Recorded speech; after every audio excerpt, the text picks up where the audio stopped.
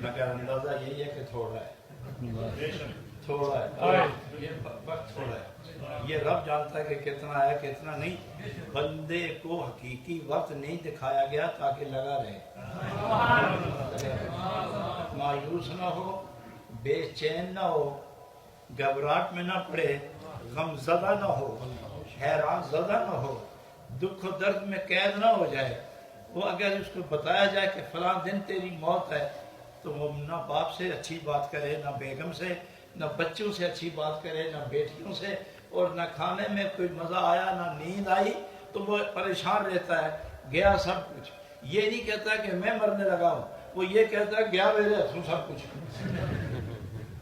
یہ بھی سوچی ہے تو وہ اس فکر میں ہوتا ہے یہ زمین، یہ پلاٹ، یہ مکان، یہ چاندی، یہ سونا، یہ دولت، یہ زیور، یہ بچے، یہ کیا ہوگا، ان اپنے لیے نہیں سوچتا، ان کا سوچتا ہے۔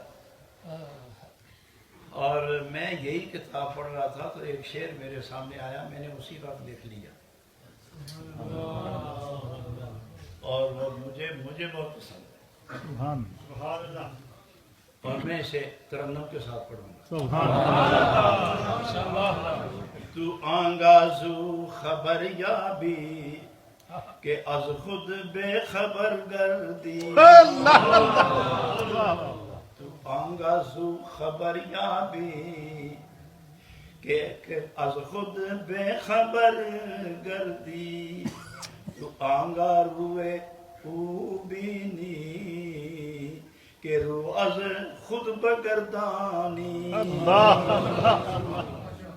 واہ واہ، تجھے محبوب آج تک نہیں ملا، تیرے پاس محبوب کی خبر نہیں آئی، تجھے آج تک محبوب نے پردہ ہٹا کر اپنا آپ دکھایا ہی نہیں، اس لیے کہ تو باتیں ضرور کرتا ہے مگر ادھر دیکھتا نہیں، دیکھتا اپنے آپ کو ہے، بات ان کی کرتا ہے، دیکھتا اپنے آپ کو ہے۔ تو یہ کہتے ہیں کہ اپنا آپ بھی دیکھنا چھوڑ دے، نظر ایک ہی طرف کر، نظر ایک ہی طرف کر۔ کیا بات ہے، واہ واہ۔ اچھا میں اس کی ایک آسان سی بات مثال سمجھاؤں، جب آپ کسی کو فون کرتے ہیں، گھنٹی بج رہی ہوتی ہے تو اس وقت خیال کس کا ہوتا ہے؟ تصور میں کون ہوتا ہے؟ جس کو فون کر رہے ہیں۔ خیال میں کون ہوتا ہے؟ واہ، جس سے بات کرنا چاہتے ہو، کیا اس کی صورت خیال میں نہیں آتی؟ کیا اس کی آواز خیال میں نہیں آتی؟ کیا بات، جب یوں 2-4 دفعہ انگلیاں لگا کے اور حروف پر، ہندسوں پر، اس کے بعد خیال میں گم ہو جاتے ہو، وہی تصور، وہی خیال، وہی صورت، وہی شخص، اور پھر جو بات کہنا چاہتے ہو دہراتے ہو، ابھی سامنے نہیں آیا باتیں دہرانے لگتے ہو، نظر نہیں آیا مگر سوچتے اسی کو، تصور میں تصویر نہیں آئی مگر تصور میں وہ ہے، تصویر نہیں آئی مگر تصور میں۔ اگر آپ کسی دنیا دار دوست کو، اپنے ساتھی کو ٹیلی فون کرتے وقت کسی دوسری طرف خیال نہیں لے جاتے تو صوفیہ کہتے ہیں جس کا ذکر کرتے ہو ذرا اسی کے ہو کے کرو نا۔ تو آنگا روئے او بینی کہ از خود رو بگردانی۔ اور اگر اپنے محبوب کو دیکھنا چاہتا ہے، اپنا دایاں دیکھنا چھوڑ دے، بایاں دیکھنا چھوڑ دے، سارے جہان کو دیکھنا چھوڑ دے، جو سارے جہان کے اندر جس کے جلوے بکھرے ہوئے ہیں اسی کی تلاش کے اندر نظر لگا دے۔ نظر بھی اس کی، فکر بھی اس کا، ذکر بھی اس کا، خیال بھی اس کا، حال بھی اس کا، چاہ بھی اس کی، مقال بھی اس کا۔ پھر وہ ملتا ہے باہر کا، جو آیہ کریمہ میں نے پڑھی ہے۔ اب میں قبیلے کا مزاج میں درست کر چکا ہوں نا، اب میں لے چلتا ہوں آپ کو۔ اب ہم پلیٹ فارم سے نکلنے لگے ہیں۔ واہ واہ واہ واہ، ارشاد خدا بندی، یا ایھا الذین آمنوا اتقوا اللہ وکونوا مع الصادقین۔ اے میرے نبی کے غلام، اے میرے محبوب کے غلام، اتقوا اللہ، اللہ سے ڈرتے رہو، ڈرو اپنے رب سے، تقوی اختیار کرو، وَكُونُوا مَعَ الصَّادِقِينَ، اور جو صادق ہیں، صادقین جمع کا لفظ جو صادق ہیں ان کے ساتھ ہو جاؤ، انہی کے ساتھ رہو۔ مضمون بڑی تیزی سے پھیل پھیل کے میرے سامنے آ رہا ہے اور مجھے سمجھ نہیں آتی کہ میں اس روک کے کس طرح مختصر کروں گا آپ کے سامنے، لیکن چونکہ جلدی ملاقاتیں تو ہوتی نہیں، پھر تو آئندہ سال اللہ نے چاہا تو میں آپ کو اور آپ مجھے ملیں گے، میں پورے سال کی کسر کر کے ہی جانا۔ سبحان اللہ۔ پڑھیے درود شریف اللہم صلی علی سیدنا سیدنا محمد وبارک وسلم وصلی علیہ یا ایھا الذین آمنوا اتقوا اللہ۔ ایمان والے اللہ سے ڈرو۔ سبحان ایمان کس کو کہتے ہیں؟ جو مشہور علماء کرام نے ہمیں پڑھایا، سمجھایا، سنایا کہ اقرار باللسان و تصدیق بالقلب۔ زبان سے اقرار کرنا اور دل سے تصدیق کرنا کہ میں جو کہہ رہا ہوں یہ سچ ہے، جو میں کہہ رہا ہوں یہ حق ہے۔ یہ تصدیق بالقلب کی شرط کیوں لگائی؟ یہ تصدیق بالقلب کی شرط کیوں ہے؟ تاکہ جھوٹے اور سچے میں فرق ہو جائے، یعنی مومن اور منافق میں فرق ہو جائے۔ مومنوں نے پڑھا، منافقوں نے پڑھا لا الہ الا اللہ محمد رسول اللہ، دل میں تصدیق نہیں کی، وہ منافق ہو گئے، اور مومن نے پہلے تصدیق کی ہے پھر پڑھا ہے۔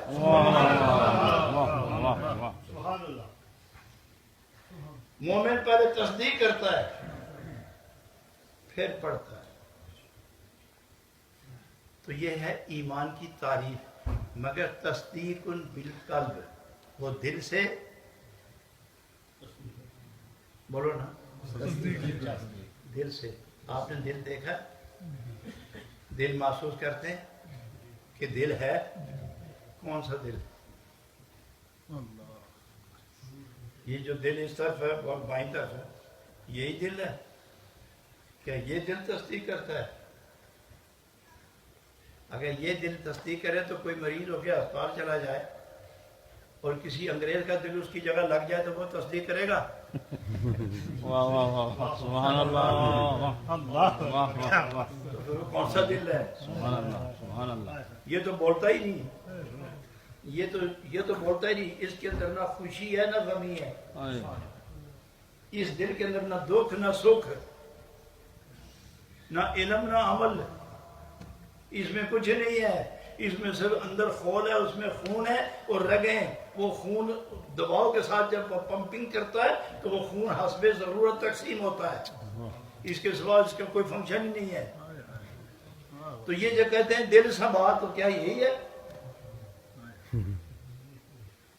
وہ کوئی اور دل ہے، وہ یہ نہیں ہے، وہ کوئی اور دل ہے۔ ارے وہ کس جگہ ہوگا؟ اس کے ساتھ ہے، اس کے اندر ہے، اس کے باہر ہے، اس کی دائیں جانب ہے، بائیں جانب ہے، اس کے اوپر ہے یا اس کے نیچے ہے، اور کتنا ہے یہ تو معلوم ہے کتنا ہے، لیکن وہ کتنا ہوگا؟ اور اس دل کے متعلق فیصلہ یہ ہے کہ زمین، آسمان، لوح و قلم، عرش، کرسی، مشرق، مغرب، شمال، جنوب، کائنات، موجودات، غور کر کے دیکھو تو اس دل کے اندر ہے، اور دل ہے پسلیوں کے اندر، دو جہان اس کے اندر، اور وہ پسلیوں کے اندر، اس کی جگہ کتنی ہوگی؟ وہ دل کہاں ہے؟ تلاش کرو، نہیں ملے گا، مگر ہے۔ میں اس کی مثال دوں، آپ جلدی سمجھ جائیں گے۔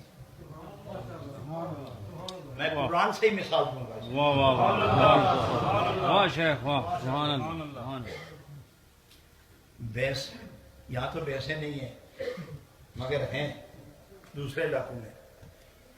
گائے، بکری، ان کا دودھ ہے، دودھ دوتے ہو، یہ تھنوں سے نکلتا ہے، پیچھے سے رگیں آتی ہیں. بتاؤ یہ جو دودھ جہاں بن رہا ہے وہ فیکٹری کس جگہ لگی ہوئی ہے؟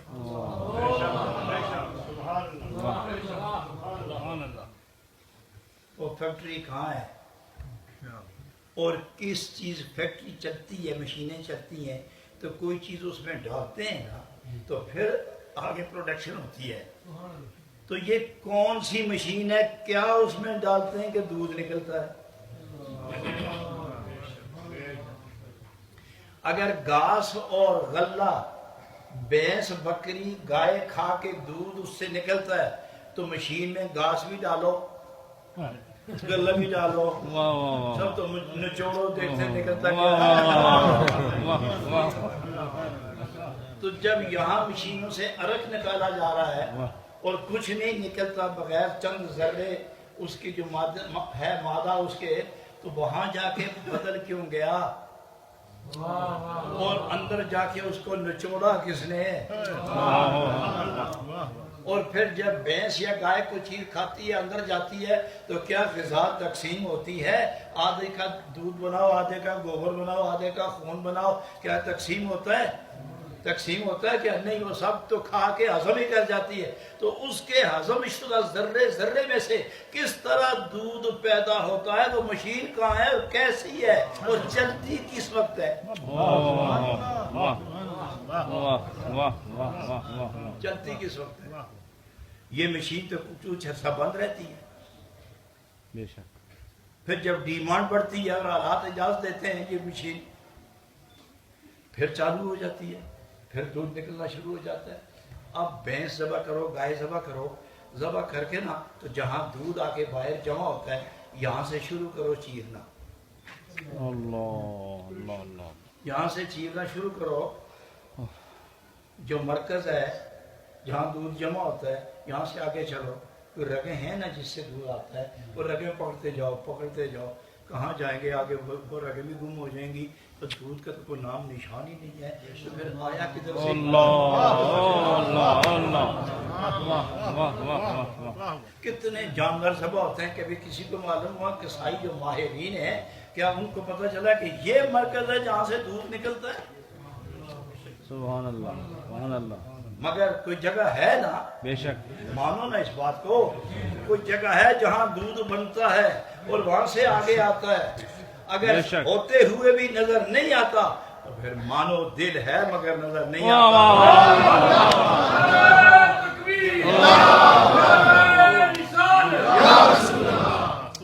سبحان اللہ سبحان اللہ. دل ہے نظر نہیں آتا. نظر نہیں آتا. سبحان اللہ. ارے اس دل کی بات ہے، وہ دل جب تصدیق کرتا ہے تو ایمان ملتا ہے. واہ واہ واہ.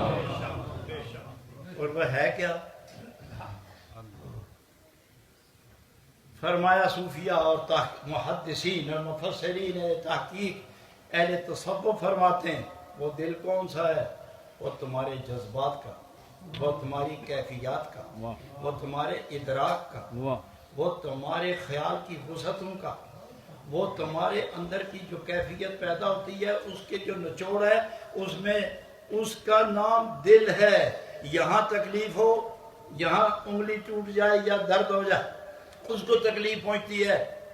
وہ جو خوشی بھی اسی میں ہے، غمی بھی اسی میں ہے، حجاب بھی اسی میں ہے، بے نقاب بھی وہی ہے، زیر نقاب بھی وہی ہے، بے نقاب بھی وہی ہے، اور معلوم بھی وہی ہے، غیر معلوم بھی وہی ہے، موجود بھی وہی ہے، غیر موجود بھی وہی ہے. تو یہ ہے وہ دل، اسی کو دل کہا. اور جناب رومی نے فرمایا کہ دل بدستاور کے حج اکبر. وہ دل جس دل میں جلوہ الہی اترتا ہے اسے قابو کر. تو اس دل کے پیچھے لگا ہوا ہے، اس کے لیے تھا کہ مرغن چینے نہ کھاؤ، بے شک. مرغ مسلم مت کھاؤ. واہ. تو ایک پٹھان تھا، وہ گوشت کے پٹھان تو ویسے گوشت کے عادی ہوتے ہیں.